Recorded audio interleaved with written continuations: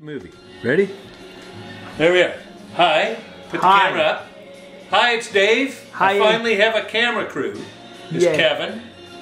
And Kevin's going to help me show how I do my ribs. Now, it's one of those things. I noticed that in all these years I've never done ribs on the YouTube. So we got some side ribs. They were on for $9 a pound. Pretty good deal. And we got, what, 4 huge racks for, and some, I mean, like, look at how thick that is. That's just beautiful. There's a lot of meat on there. Same with these ones. So what we're going to do is we're going to pop the membrane off, because that's the way I like to do it. And I know there's some people don't bother with that, and that's fine.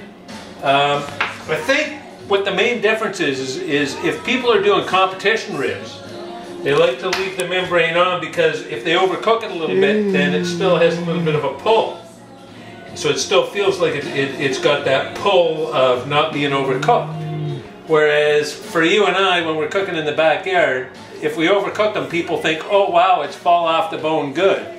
So that's all right. And if it's got a bit of pull, then we know ourselves that we've done it just right. So, because that's, of course, what you're always looking for, is a little bit of pull, not quite fall off the bone, but just about there. So poke a hole in, you start tearing that membrane.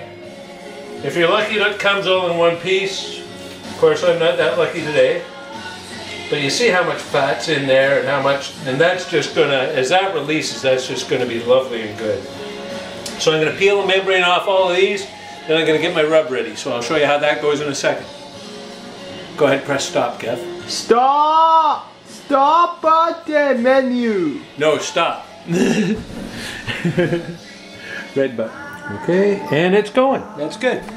Okay, so, got the membranes off, and for a couple of these, like these really big ones here, the membranes really, you can't really much get at them. But you look at all the meat that's on there, like that's a good meaty chunk of rib. And that was $8.99 a pound. You can't beat it. This here represents $40. We're gonna feed 1, 2, 3, 4, 5, 6, 7, 8. We can feed 8 people off this. What we're gonna do is we're gonna be feeding 4, and then the rest is going in a chili that I'm gonna make. So I have a really good basis for a chili. And so that's what we're gonna do. And the next step, of course, would be to, I've just touched those, so I gotta wash my hands. We're gonna be doing the rub in just a second. I'll get Kevin, pause the movie for a sec, please. Stop menu. That's no, just the red button. Okay, hands are cleaned up, and the only reason I needed to clean my hands is because I'm touching this. And I've got my rub. You can, no, just show it with the camera, Kev. Move the camera onto the rub. There we are. So I've got my rub. And it's, you can read the ingredients of that on my other, on one of my other YouTube videos. And I just fire in a little bit of oil. Doesn't need much. Just make a nice slurry. And that's how we're going to rub our ribs. So I'm going to rub these up and have them all ready to go. And the other thing that I want to talk about is, you'll notice I'm working on one unique work surface. That way I can get it clean, get everything cleaned up. It's not on my countertop. It's not contaminating everything. And after I'm done, I just wash everything really well. So there we are. Thanks a lot. And Kevin, you can press the red button now.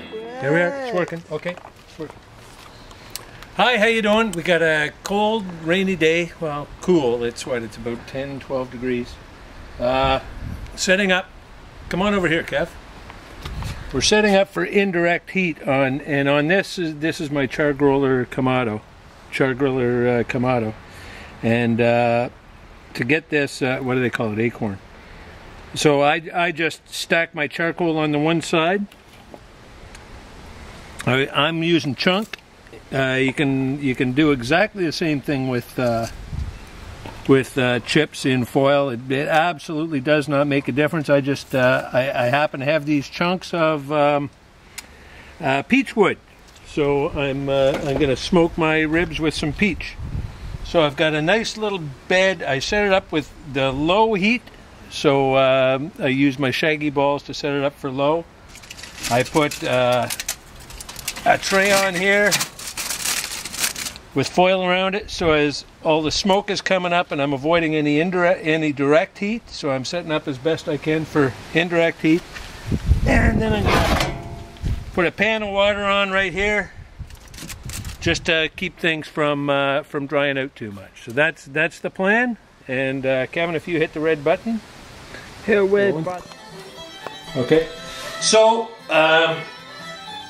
grill's at 223. That's about what we want. We want 225 to 250, somewhere in there.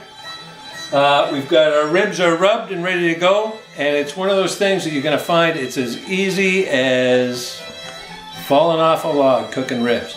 I'm going to put them on. I'm going to keep them low and slow between 225, 250. 3.5 hours. When I bend them, they're going to be really close to being done. I keep an eye on them after that, and it's all about that bend. If that bend gives you a good kind of give, you know you got it made. So there we are. So I'm going to go throw them on now, and we'll see you when they're getting close to done. Red button, Kev. Red. How you doing? So I've just come to check on my ribs. They've been in for about 3 hours and 20 minutes. What I'm seeing is when I pull them like this, give them a little bend, they're coming right off the bone. So they're borderline overcooked here. They're okay, but what a pro would call overcooked, what most backyard people are looking for is that fall off the bone, that real goodness. So I'm going to go and grab some of my sauce, and I think for these, today I'm going to do a glaze, not a caramelization. So difference being, you can caramelize them, turn the heat up high, sauce them, and then put them on real quick so as they